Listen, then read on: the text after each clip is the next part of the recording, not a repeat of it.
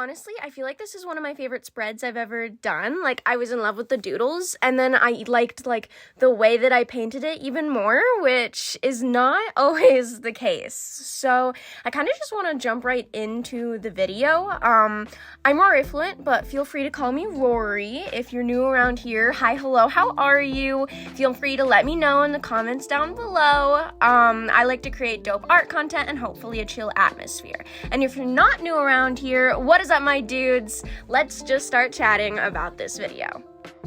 So, as you can see, I've drawn like a two-headed deer with like some fish floating around their heads, and then I have like a snapping turtle covered in like dirt and plants beneath that, and then some like fungusy coral and some fish and some noodly boys. And I just feel like this little, I guess it's not a spread, so the sketchbook page had like a little bit of everything that I love in it, and I just had a blast drawing it and a blast painting it. And I'm actually kind of trying to use this more cluttered style in other sketchbook spreads that I'm doing. I don't think necessarily that I've used it in all of the ones after this one, but like currently, like in real time, I'm really making a point of trying to do really cluttered spreads.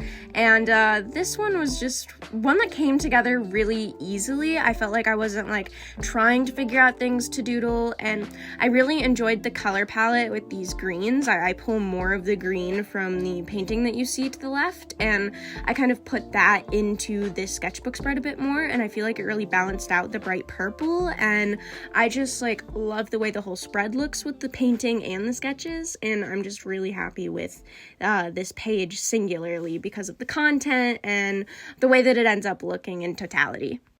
I was kind of experimenting a little bit with like the eyes that I wanted to draw on the noodly boys. You'll see in the one in the bottom right corner, you know, I was kind of playing around with like these multiple slashed pupils. Like, what if that was something that I integrated into more of my noodly boys and like my newts and salamanders.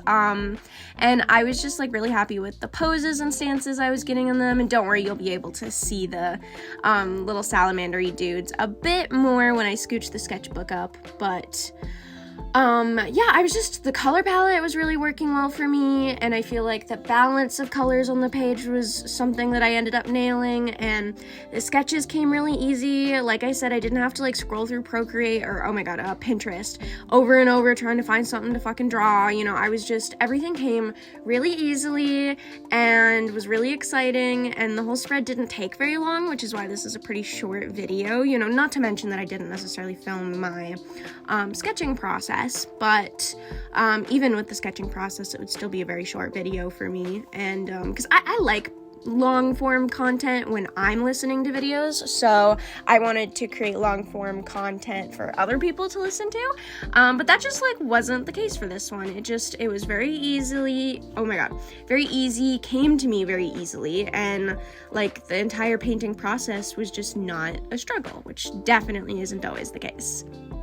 I feel like everything on the page kind of just looks like my style and the vibe that I'm going for when I am painting and sketching, which, again, I feel like I'm going to say this throughout the whole video, but just isn't always the case. You know, I try really hard to make sure that the sketches that I am sketching on the page look the way that I want them to, but sometimes, you know, I just have to let it go and be like, you know what, there's always another sketchbook page, it's fine. Because sometimes no matter how much you fiddle with it, it just doesn't turn out correctly. And like, not everything on this spread went perfectly. Like, you'll see that in the kind of new in the bottom right corner, I end up adding this sour violet color to the ridges on his back, and I smudged them everywhere. And I was like at first like really annoyed because I was like, shit, he was like my favorite doodle on the page.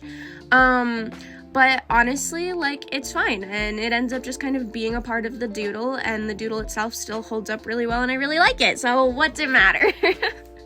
This spread really embodied like a good balance of the more chaotic way that I'm painting combined with the way that I used to paint, which was a little bit more controlled in my brush strokes, and I just feel like everything on the spread looked the way that I wanted it to, which was really rewarding, and was also like thematically the kind of thing that I want to draw and paint. Like, I loved the idea. I mean, it's not necessarily original, like you see it all the time, but the deer antlers, there's literally something called like an antler fungus that looks very similar to coral that grows obviously in the open ocean. And so I wanted to draw that kind of like corally fungus as antlers, and it's not like the most obvious, but that was like the inspiration for why there's like fish floating around the deer and why the deer are kind of interacting with the fish. And I wouldn't say that they're underwater, you know, the fish are kind of just like floating in the air, you know, in my head and in what's going on in the painting. It's not necessarily supposed to make sense, I just really wanted to put it down on paper, and I loved the way that it turned out. I feel like everything came so damn naturally, which is just not normal. And, you know, even like currently right now, I'm kind of fighting with the spread where I'm like, these sketches were so good. Why is the painting process always a little bit more difficult? I feel like this sketchbook spread, or like the page, actually embodied a better balance of the colors than the painting on the right. I think that there was just a really, really nice flow to where I put the bright purple versus the soft tanny brown color and that cool toned green. And I just really liked the way it not only balanced out the painting, but took the colors from the painting and I feel like highlighted them even more and made them a little bit better and stand out as each individually better colors.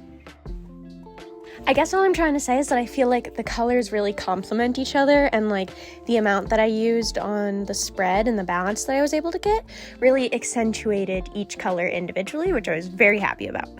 And you can kind of see I'm just going through my usual process. So I went over the graphite with colored pencil, not only to make it easier for you guys to see my sketches, and since, you know, I didn't film my sketching process, that way you have kind of an idea of what the shapes are supposed to look like and what I'm going for. It also helps me and gives me a guide while I'm painting.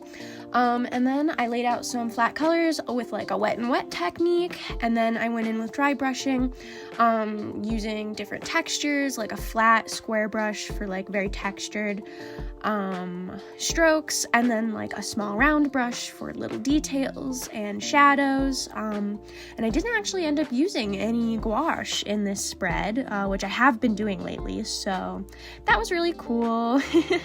I was glad to be able to achieve what I wanted to achieve with only watercolors. That was very satisfying and very nice. And then after I go in with detail work with watercolor, I use colored pencil, I use marker, and I just start to clean everything up and see what it is that I have left to do to the spread to make it the way that I want it to look.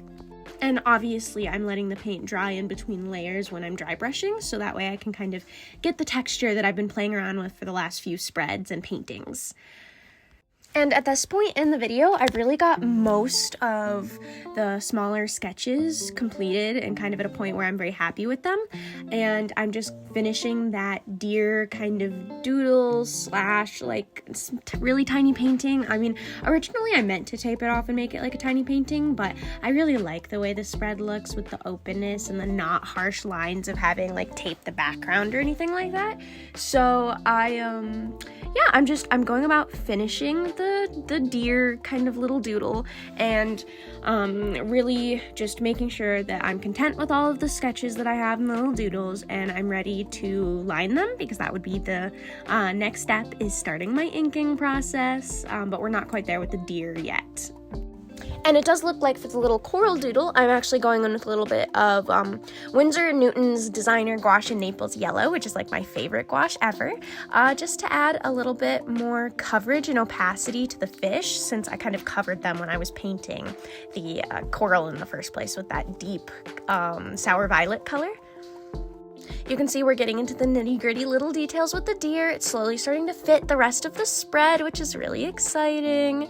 And I'm actually starting to ink and line the other doodles on the spread. I love this like curly cute one that I've got going on in the bottom right corner. Just all of the little doodles, I really like them. Very happy with them. And I feel like I've really been trying to push the like overlapping layers and like squiggliness of the newts and kind of like salamandery dudes that I've been drawing, and I've just been really enjoying that.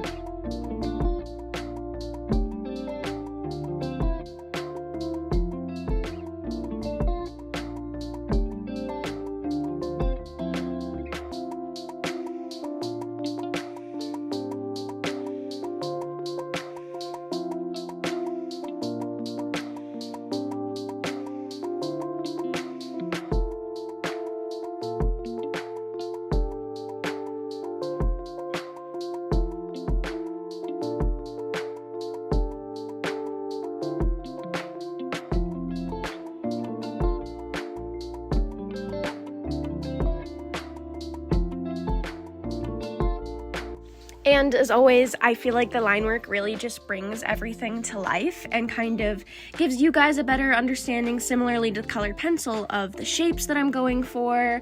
I understand that there are a lot of artists that don't want to rely on line work, but for me personally, it's just something that I take a lot of enjoyment out of adding to my paintings, honestly. Like, I'm definitely, as you can tell, not going for anything very realistic. So I really, really like pushing that cartoony style, and I feel like the harsh black lines add to that, because I also know plenty of artists who choose to do line work kind of in a similar color to their color scheme, almost like how I use the colored pencil underneath the painting to I don't know, just add a little bit of my sketch to the painting itself in a similar color as the entire spread.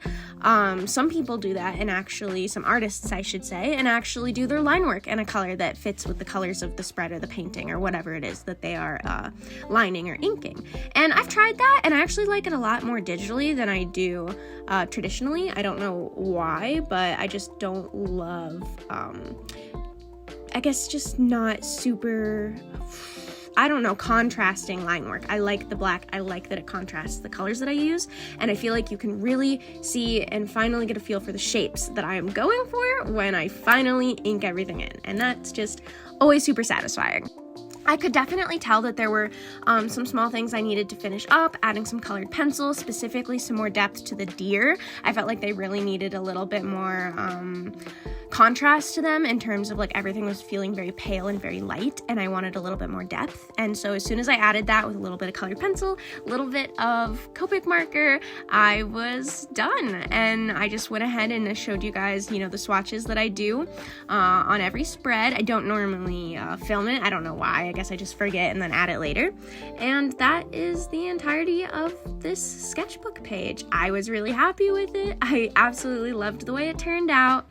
And overall, I felt like the colors weren't necessarily something that I would normally use, and the content was very representative of the kinds of things that I want to draw and the style that I'm going for right now. In fact, I actually like that it's kind of reminding me to make sure to look back at this little page when I'm doodling and painting to make sure that I'm harnessing this energy, because I want to keep it in my life. And boom, there it is, the final page. So I'll let you bask in all of its glory and close out the video. You'll notice that a couple of the videos are like a smidge out of our order, where like I've decided to kind of film these two videos back to back about the stingray paintings or the manta ray paintings. I can't remember which one I've drawn. I googled it, but I don't remember which one it is that I actually drew. And so the painting that you see on the left here, that's a video in of itself. And then I did another painting that I was really, really happy with, and then very much not happy with, and that's a whole dedicated video. And then you'll probably see this one, and maybe before this one, a full spread that I did before the stingray painting. So it's the first time I'm kind of going like chronologically to how I actually went about painting all of this in my sketchbook. Like, not, what am I trying to say? Like, it's not the same chronologically as the way that I painted it and the times that I painted in real life, where they're going to be a little bit out of order, but like the voiceovers do understand that and compensate for it, so it shouldn't be confusing or weird. And I'm gonna go ahead and cut this weird little explanation short because I don't want to keep talking. And if you've made it this far into the video, thank you so much for staying. Hopefully I'll be able to talk to you in the next one. Bye!